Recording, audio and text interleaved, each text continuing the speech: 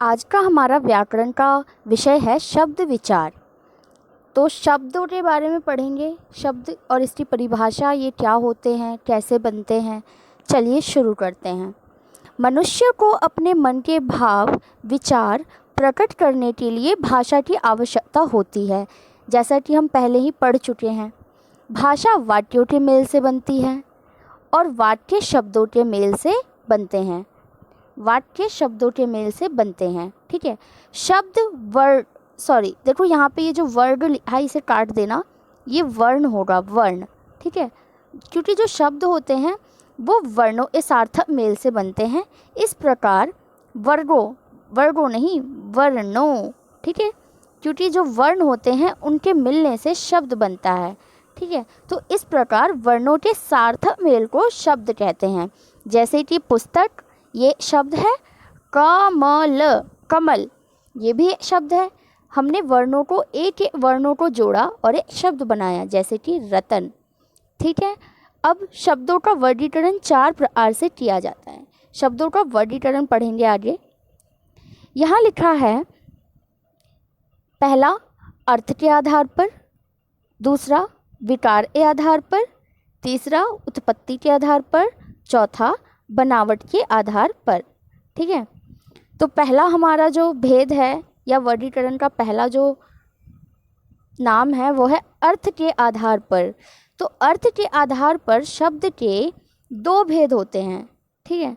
2 भेद, जिसमें कि पहला क्या है, सार्थक, और दूसरा निरर्थक। अर्थ के आधार पर जो कि पहला भेद है उसके भी 2 भेद होते हैं, सार्थक शब्द और निरर्थक शब्द।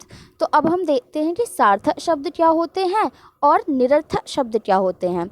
तो सार्थक शब्द जिन शब्दों का कोई अर्थ निकलता हो तो उसे हम सार्थक शब्द कहते हैं। जैसे घर, कमल, नेहा, आयुष। देखो, घर का मतलब घर है, कमल एक फूल है, नेहा एक नाम है, आयुष एक नाम है। तो ये जिन शब्दों का प्रयोग से अर्थ निकलता हो, जो शब्द कुछ अर्थ बताते हों, वो क्या होंगे, सार्थक शब्द।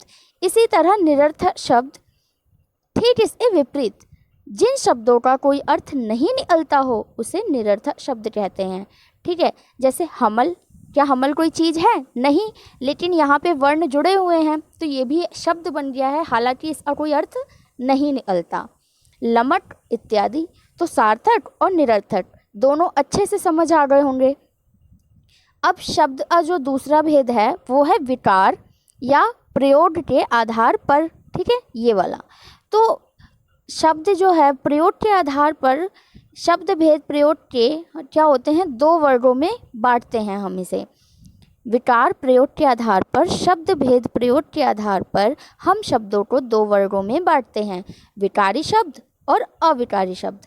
आपने पहले भी सुना होगा ये शब्द, विकारी और अविकारी, ये भी तो ये शब्द ही है ना। तो अब देखते हैं विकारी शब्द क्या होते हैं और अविकारी शब्द क्या होते हैं। तो विकारी शब्द वो हैं, विकार यानी परिवर्तन। विकार का मतलब ही क्या है, परिवर्तन। तो ये शब्द जिसमें लिंग, वचन, कारक आदि के कारण परिवर्तन आता हो, ठीक है ना। यानी कि जिसमें लिंग बदले या वचन बदले या कारक बदले तो क्या होगा, ये शब्द भी अपने आप को बदल लेंगे, इनमें भी बदलाव आ जाएगा। इन्हें हम क्या कहते हैं, विकारी शब्द। और विकारी शब्द के 4 भेद होते हैं, संज्ञा, सर्वनाम, विशेषण और क्रिया विशेषण, ठीक है। आगे चलते हैं। अविकारी शब्द। अविकारी यानी जिसमें परिवर्तन ना हो, नाम से ये विकारी का बिल्कुल उल्टा है। ऐसे शब्द जिसमें लिंग, वचन, कारक आदि के कारण कोई परिवर्तन नहीं होता, इन्हें अविकारी शब्द कहते हैं। और ये भी 4 प्रकार के होते हैं, क्रिया विशेषण, संबंध बोधक, समुच्चय बोधक, विस्मय आदि बोधक। यानी इन चीज़ों में परिवर्तन नहीं होगा, इसीलिए ये अविकारी शब्द के अंतर्गत आते हैं। अब हम शब्द का तीसरा प्रकार करेंगे, जिसका नाम है उत्पत्ति के आधार पर शब्द भेद। आगे लिखा है, उत्पत्ति के आधार पर शब्दों को 4 भागों में बांटा जाता है, तत्सम शब्द, तद्भव शब्द, देशज शब्द और विदेशी शब्द। देखो, उत्पत्ति यानी जहाँ से ये उत्पन्न होगा, तो इसके 4 भेद नीचे लिखे हुए हैं, ठीक है। आगे पढ़ते हैं कि आखिर ये चारों इनकी क्या परिभाषा है। तो सबसे पहले हमारा आता है तत्सम शब्द। आपने पहले सुना होगा और नहीं सुना तो अब पढ़ लेते हैं। तत्सम शब्द यानी तत् जमा सम शब्द से मिलकर बना है। ठीक है, ये इन दो शब्दों से मिलकर बना है। तत् का अर्थ होता है उसके तथा सम का अर्थ होता है समान, यानी उसके समान। संस्कृत के वे शब्द जो हिंदी में बिना किसी परिवर्तन के प्रयोग में लाए जाते हैं वे तत्सम शब्द कहलाते हैं। यानी संस्कृत के वो शब्द, यहाँ ध्यान दो, संस्कृत के वे शब्द जो हिंदी में बिना किसी परिवर्तन के लाए जाते हैं, हम इस्तेमाल करते हैं उनका, वो क्या कहलाते हैं? तत्सम शब्द, यानी संस्कृत वाले शब्द। जैसे कि दुग्ध, रात्रि, जल, कवि, गुरु, फल, ये सब संस्कृत के तो शब्द हैं, लेकिन हम हिंदी में इस्तेमाल करते हैं। अगला पढ़ते हैं। अगला है तद्भव शब्द। यह शब्द तद जदा भव, तद जमा भव से मिलके बना है। इसका अर्थ है उससे पैदा हुआ। यह शब्द संस्कृत शब्दों के रूप में कुछ बदलाव के साथ हिंदी में प्रयोग होते हैं। मतलब रहेंगे तो संस्कृत ही शब्द, लेकिन इसमें क्या किया है लोगों ने अपने आप ही कुछ ना कुछ बदलाव कर दिया है। जैसे दही, दधी, सांप, देखो सर्प होता तो ये तत्सम बन जाता, लेकिन हम सांप बोलते हैं तो ये तद्भव है। ग्राम क्या बन गया? गांव। सत्य क्या बन गया? सच। कार्य क्या बन गया? काम। प्रथम बन गया पहला। तो ये जो पहला, गांव, सच, काम, ये सब क्या है? तद्भव शब्द। और वहीं अगर हम ग्राम, सत्य, कार्य और प्रथम का प्रयोग करें तो ये क्या बन जाएंगे? तद्भव शब्द। अगला है हमारा देशज शब्द। देखते हैं कि देशज शब्द क्या होते हैं। देशज शब्द अर्थात देश में उत्पन्न। देखो कितना आसान है, देशज यानी देश में उत्पन्न। ये शब्द भारत के विभिन्न क्षेत्रों में तथा आम बोलचाल की भाषा से लिए गए हैं। जैसे खिचड़ी, जूता, पैसा, डिबिया, पगड़ी, ये हमारे देशज शब्द हैं। ठीक है। अगला है विदेशी शब्द। तो नाम से ही ज्ञात हो जाएगा कि दूसरे देशों की भाषाओं से हिंदी में आए हुए शब्द विदेशी शब्द कहलाते हैं। जैसे रेडियो, लालटेन, स्टेशन, स्कूल, पादरी, जमीन, बंदूक, सब्जी, इनाम, खतें, कलमे और वकील, सौगात, रुमाल, तौलिया, कमरा इत्यादि, ये सारे ही विदेशी शब्द हैं, लेकिन हम इसे हिंदी में प्रयोग करते हैं। अब शब्द का अगला जो भेद है, चौथा और आखिरी भेद, उसका नाम है, देखो बेटा यहाँ पे लिख लेना, हमने 3 कर लिए हैं, ये चौथा है। ठीक है, ये चौथा है। बनावट के आधार पर शब्द भेद। तो बनावट के आधार पर शब्द भेद 3 प्रकार के होते हैं। अब तक हमने 4 प्रकार किए, लेकिन बनावट के आधार पर शब्द भेद 3 प्रकार के होते हैं। रूढ़ शब्द, यौगिक शब्द और योग रूढ़ शब्द। ये बहुत ज़रूरी है, ये आपको आगे तक काम आएगा। ठीक है, देखते हैं कि रूढ़ शब्द क्या होते हैं।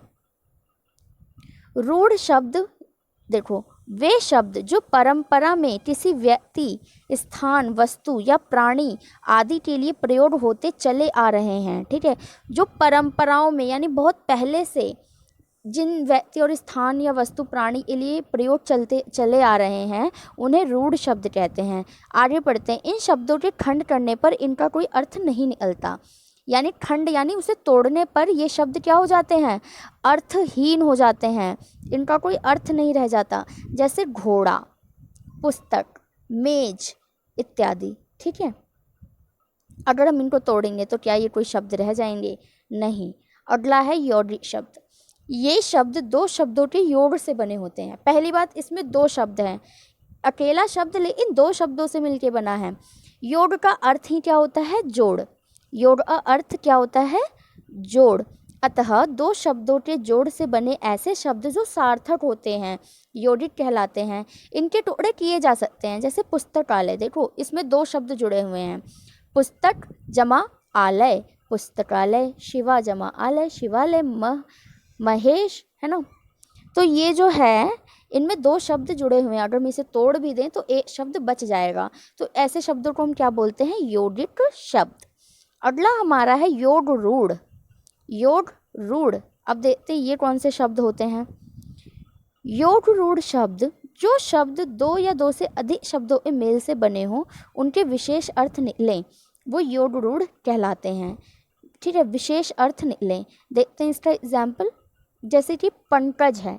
ठीक है, पंकज में पंक, पंक का अर्थ क्या हो गया? कीचड़। जन्मा अर्थात कमल, जो कीचड़ में जन्म लेता हो उसको क्या कहते हैं? कमल, जिसका जन्म कीचड़ में हुआ हो। अतः ये योड रूढ़ शब्द है।